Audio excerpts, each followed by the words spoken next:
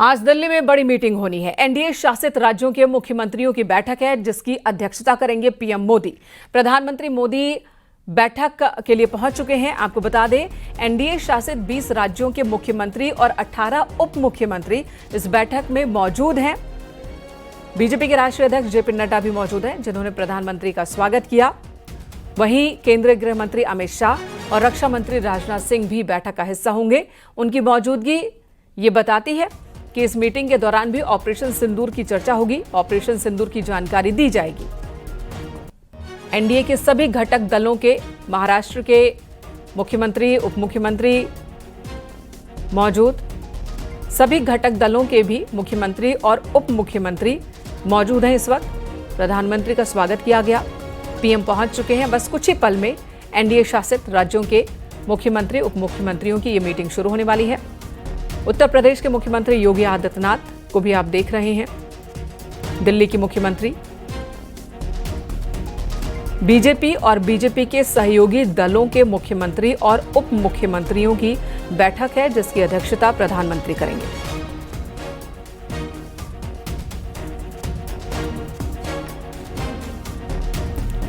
इस मीटिंग का agenda operation सिंदूर, आतंकवाद के खिलाफ भारत का अभियान, इन मुद्दों पर बातचीत करने का है।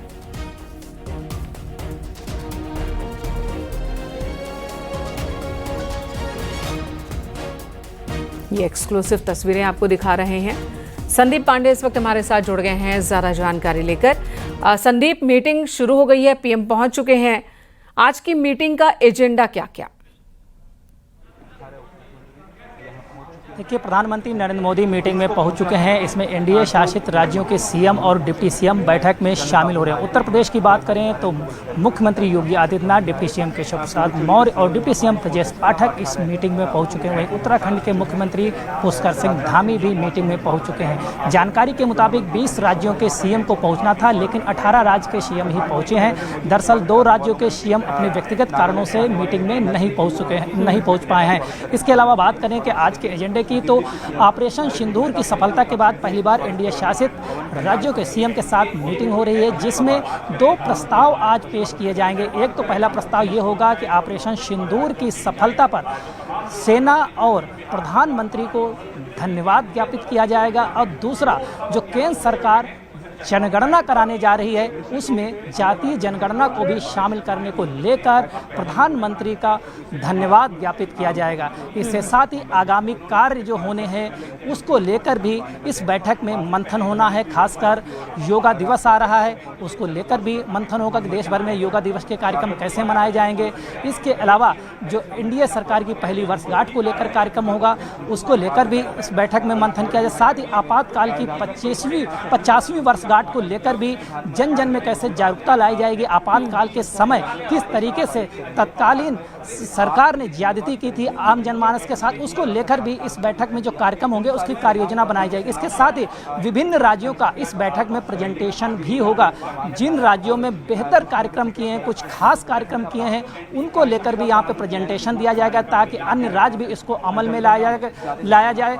साथ ही जो जानकारी मिली है सूत्रों के मुताबिक, 5 राज्यों का प्रेजेंटेशन पीएम के सामने होगा इस बैठक में। इस प्रेजेंटेशन का मुद्दा क्या होगा, ये भी बताइएगा संदीप, और साथ ही ये भी कि कौन से 2 राज्य हैं जिनके नुमाइंदे यानी कि मुख्यमंत्री, उप मुख्यमंत्री यहां नहीं पहुंचे। नहीं, मुख्यमंत्री की बात जैसे करें, चंद्रबाबू नायडू हैं, वो मीटिंग में व्यक्तिगत कारणों से नहीं पहुंच चुके हैं। इसके अलावा पांडिचेरी के सीएम नहीं इस बैठक में पहुंच चुके हैं। उन्होंने अपना इस बैठक में शामिल होने के लिए व्यक्तिगत कारण बताया है, जो कि दर्शकों के सामने नहीं बताया जा सकता है। लेकिन व्यक्तिगत कारण से 2 सीएम नहीं पहुंचे हैं। 18 सीएम इसमें पहुंच चुके हैं। 18 डिप्टी सीएम भी इस बैठक में शामिल हैं और सभी मीटिंग में इस समय भाग ले रहे हैं। इसके अलावा जिन जिन मुद्दों पर मंथन होना है, उनको लेकर भी कार्य योजना धीरे धीरे अभी सामने आएगी। लेकिन प्रधानमंत्री पहुंच चुके हैं। उनका जो स्वागत है राष्ट्रीय अध्यक्ष जेपी नड्डा ने किया। इसके साथ ही दिल्ली की सीएम रेखा गुप्ता और एकनाथ शिंदे महाराष्ट्र के नेता और अजित पवार प्रधानमंत्री का स्वागत करेंगे। इसके अलावा जिन मुद्दों को लेकर बैठक होनी है, उसमें सबसे बड़ी बात यह है जो चुनावी राज्य हैं उनको लेकर भी इस बैठक में गाइडलाइन हो सकती है, किस तरीके से केंद्र की योजनाओं को धरातल पर मजबूती से उतारा जाए और जन जन तक योजना का लाभ पहुंचे, ताकि आगामी आने वाले चुनाव में इसका जो जनता है उस पर असर पड़े कि किस तरीके से भारतीय जनता पार्टी और एनडीए की सरकार मिलकर जन उपयोगी कामों को अंजाम दे रही है। ठीक है, धन्यवाद संदीप। इस वक्त पूरी जानकारी देने के लिए मीटिंग की शुरुआत हो चुकी है। पीएम मोदी मीटिंग की अध्यक्षता कर रहे हैं। 20 एनडीए शासित राज्यों के मुख्यमंत्री उप मुख्यमंत्री को यहां पर मौजूद होना था। 18 राज्यों के मुख्यमंत्री उप मुख्यमंत्री मौजूद हैं। चंद्रबाबू नायडू किसी वजह से नहीं आ पाए, वहीं एक और राज्य के मुख्यमंत्री भी नहीं आ पाए हैं। मीटिंग शुरू हो रही है। इधर भारत अब दुनिया की चौथी सबसे बड़ी अर्थव्यवस्था वाला देश बन चुका है। नीति आयोग के सीईओ ने इस बात की जानकारी दी। उन्होंने बताया कि भारत $4 ट्रिलियन की अर्थव्यवस्था वाला देश बन गया। जापान को भी भारत ने पीछे छोड़ दिया। चौथी बड़ी इकोनॉमी है हम। इंटरनेशनल मॉनेटरी फंड यानी कि IMF के आंकड़ों का हवाला देकर सुब्रमण्यम ने कहा कि आज भारत की अर्थव्यवस्था जापान से बड़ी है। नीति आयोग के सीईओ ने कहा कि सिर्फ अमेरिका, चीन और जर्मनी ही भारत से आगे हैं और अगर हम अपनी योजना और सोच को अमली जामा पहना पाते हैं यानी इस पर कायम रहते हैं तो 2.5-3 साल में हम तीसरी सबसे बड़ी अर्थव्यवस्था बन जाएंगे। यानी कि जो लक्ष्य केंद्र सरकार ने रखा है 2047 का, उससे पहले ही इस लक्ष्य को हासिल कर लेंगे। We are the 4th largest economy as I speak. We are a $4 trillion economy as I speak. And this is not my data, this is IMF data. India today is larger than Japan. So it's only the United States, China and Germany which are larger. And if we stick to what is being planned, what is being thought through, it's a matter of another 2.5 to 3 years, we would become the 3rd largest economy.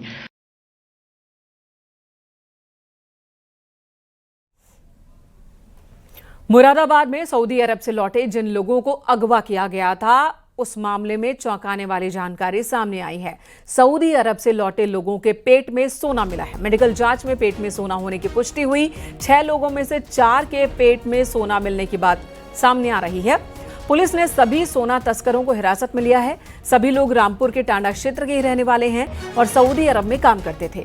ये सभी दिल्ली से car से रामपुर जा रहे थे, तभी बदमाशों ने इनका अपहरण कर लिया। बदमाशों को कहीं से इस बात की टिप मिली थी कि ये 6 लोग सोना तस्करी कर लेकर आ रहे हैं, लेकिन सोना कैसे ला रहे हैं शायद इस बात की जानकारी उन्हें नहीं थी। वो सोना हासिल नहीं कर पाए। इस बीच पुलिस ने एनकाउंटर के बाद सभी बदमाशों को यानी कि जिन्होंने इन्हें किडनैप किया था उनमें से 2 की गिरफ्तारी कर ली थी और इन सभी को सकुशल वहां से बरामद किया था। मेडिकल करवाया गया। इस बीच इस बात की सच्चाई सामने आ गई कि दरअसल वाकई में ये सभी सोना तस्कर ही हैं। जब बदमाशों के चंगुल से छुड़ाए गए लोगों का मेडिकल हुआ तो ये बातें सामने आ गई।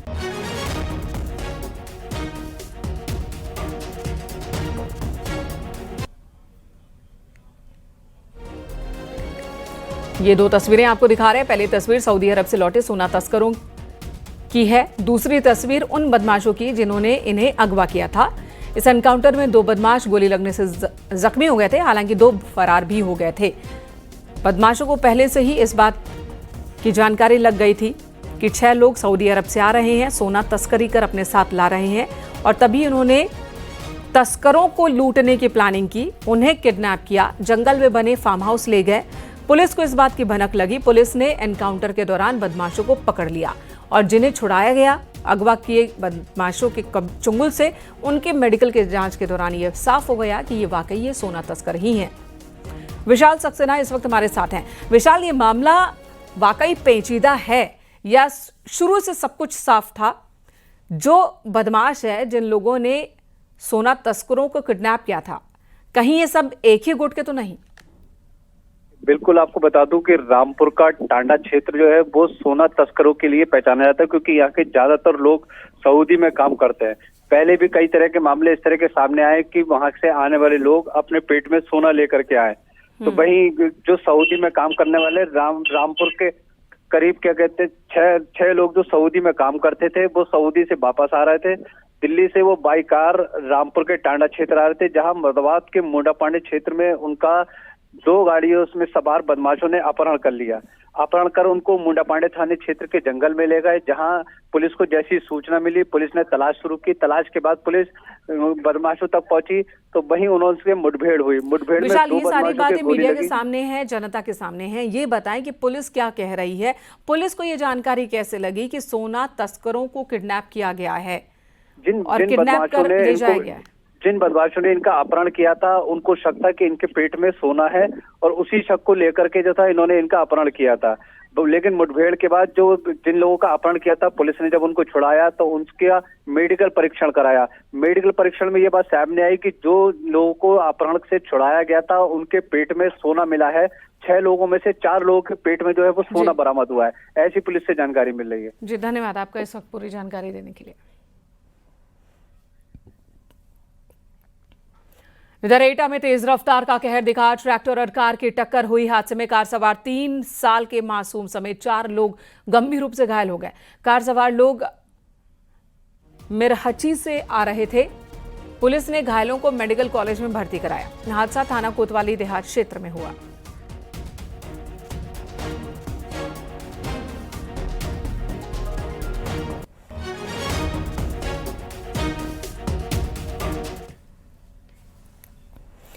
इधर पीएम मोदी आज करेंगे मन की बात। सुबह 11 बजे पीएम मोदी के मन की बात कार्यक्रम का प्रसारण होगा।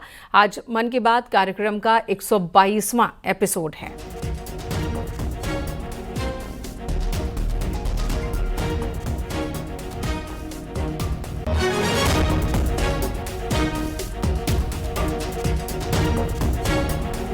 तो सुबह 11 बजे कार्यक्रम का प्रसारण होगा। मन की बात का 122वां एपिसोड है। ऑपरेशन सिंदूर के बाद प्रधानमंत्री मन की बात के जरिए देश को संबोधित करेंगे और ऐसे में ऑपरेशन सिंदूर का जिक्र जरूर होगा आज के एपिसोड में। और हमारे वीर सेना के जवानों की सफलता का भी जिक्र करेंगे प्रधानमंत्री।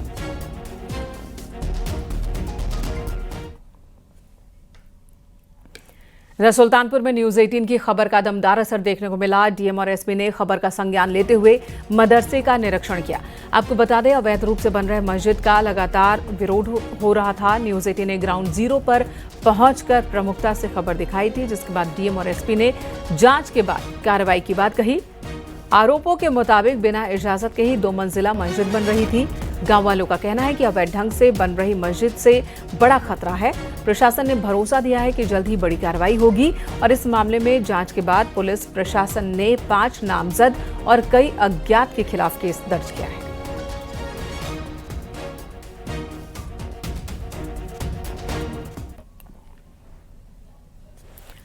आगरा में ताजमहल पर एंटी ड्रोन सिस्टम लगाया जाएगा, जो कि जैमर्ड बेस्ड होगा और ऐसे में केमिकल, बायोलॉजिकल और न्यूक्लियर मिसाइल को रोकने के लिए एसओपी प्लान तैयार किया जाएगा। ताजमहल की सुरक्षा को और सख्त बनाने के लिए आगरा पुलिस ग्रीन जोन बनाने की तैयारी में है। एंटी ड्रोन सिस्टम के जरिए किसी भी मिसाइल और ड्रोन को निष्क्रिय किया जा सकेगा। वहीं ताजमहल की यमुना नदी से सुरक्षा के लिए आगरा में रिवर पुलिस की भी तैनाती की तैयारी है। रिवर पुलिस के जरिए भी पर्यटकों पर नजर रखी जाएगी। नया स्टीमर बोट भी हमें उपलब्ध हो रहा है, क्योंकि ताजमहल के जो पीछे का हिस्सा है, वहाँ जो मेहताब बाग का क्षेत्र है, वहाँ पे काफ़ी जंगल वगैरह है। वहाँ से भी इस तरह के हमले लॉन्च किए जा सकते हैं भविष्य में। इस खतरे को देखते हुए पीछे जो जल पुलिस है उसको सुदृढ़ करने के लिए स्टीमर और जो ड्रोन अटैक है, क्योंकि ड्रोन एक वास्तविक खतरा आजकल बन चुका है। अभी जो इंडो पाकिस्तान स्कर्मिश हुआ था उसमें भी हमने ये देखा कि ड्रोन का उपयोग काफ़ी किया जा रहा है। तो एक तो हम लोगों ने धारा 163 बीएनएसएस में उस समय ये सारे ड्रोन प्रतिबंधित कर दिए थे। वो तो एक शॉर्ट टर्म मेजर है, परंतु नॉर्मल टाइम पर भी अगर कोई ड्रोन से ताजमहल को क्षति पहुंचाने की कोशिश करता है या जहां अलाउड नहीं वहां से फोटोग्राफी करने की कोशिश करता है, उसके लिए एंटी ड्रोन सिस्टम हम लोग इसमें नया लगा रहे हैं। ड्रोन या फिर मिसाइल होगा उसको खत्म कर दिया जाएगा। इसके अलावा जो ग्रीन जोन की शुरुआत होगी, तो ग्रीन जोन में आते ही कोई भी व्यक्ति हो, चाहे पर्यटक हो या आम नागरिक, सभी की चेकिंग की जाएगी। इसके अलावा जो रिवर यानी कि यमुना नदी ताजमहल के बराबर से बहती है, वहां पर भी यमुना नदी पर पुलिस की तैनाती की जाएगी। तस्वीर आपको दिखा दें, ये ताजमहल के बराबर से बहती यमुना नदी है, तो ठीक इसके बिल्कुल बराबर में मोहब्बत की निशानी ताजमहल है। हालांकि भारत और पाकिस्तान के बीच जो युद्ध की संभावना बनी, तो उसके बाद से अब लगातार ये नए नए प्रयास किए जा रहे हैं। ताजमहल की सुरक्षा को लेकर नए प्रयास किए जा रहे हैं। यही वजह है कि एडीजी सुरक्षा के द्वारा बीते दिनों ताजमहल का निरीक्षण किया गया था और कई दिशा। इसी बीच बड़ी खबर, ताजमहल को आरडीएक्स से उड़ाने की धमकी मिली है। केरल से धमकी भरा ईमेल आया है। पर्यटन विभाग को ये ईमेल मिला है। ईमेल मिलते ही अलर्ट पर है सुरक्षा एजेंसियां। 3 घंटे तक ताजमहल में सर्च ऑपरेशन चलाया गया। ताज में कोई भी संदिग्ध वस्तु नहीं मिली है। डीसीपी सिटी के निर्देश पर साइबर सेल थाने में केस दर्ज हुआ है। तो ताजमहल को आरडीएक्स से उड़ाने की धमकी मिली है। ईमेल के जरिए ये धमकी केरल से दी गई है। पर्यटन विभाग को एक ईमेल मिला जिसमें धमकी है ताजमहल को उड़ा देने की, जिसके बाद अलर्ट पर यहां पर सुरक्षा एजेंसियां हैं।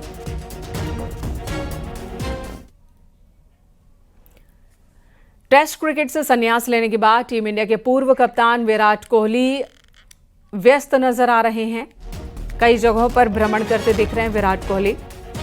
अयोध्या पहुंचे, राम जन्मभूमि और हनुमानगढ़ी में उन्होंने दर्शन पूजन किया। ये तस्वीर आप देख रहे हैं जब विराट कोहली हनुमानगढ़ी जा रहे थे। उनके साथ अनुष्का भी मौजूद हैं। हनुमानगढ़ी में विराट कोहली ने अपनी पत्नी के साथ पूजा अर्चना की। परिवार के कई और लोग भी पहुंचे अयोध्या और परिवार के साथ राम जन्मभूमि हनुमानगढ़ी वहां दर्शन पूजन किया। इस दरमियान हनुमान जी की प्रतिमा और अंग वस्त्र भेंट कर उनका स्वागत किया गया। आज भगवान रामलला का और हनुमान जी का आशीर्वाद विराट कोहली जी और अनुष्का शर्मा जी ने लिया है। भगवान का आशीर्वाद, और भगवान श्री राम के मंदिर में भी गए और हनुमान जी का भी आशीर्वाद लिया, क्योंकि ये भगवान श्री राम का और हनुमान जी का आशीर्वाद लेना तो वैसे अयोध्या नगरी में आने के बाद लेना ही लेना है, क्योंकि जो है भगवान राम के लाडले हैं हनुमान जी, तो और राम द्वारे तुम रखवारे, इनके द्वार के रखवाले भी हैं। तो भगवान के साथ साथ हनुमान जी का भी आशीर्वाद लिया है उन्होंने। और कुछ समय तक चर्चाएं भी हुई और जो है क्योंकि भगवान के बारे में और हनुमान जी के बारे में और इसका क्या महात्म्य है उसको बताया गया, और तत्पश्चात वो निकल गए दर्शन करके।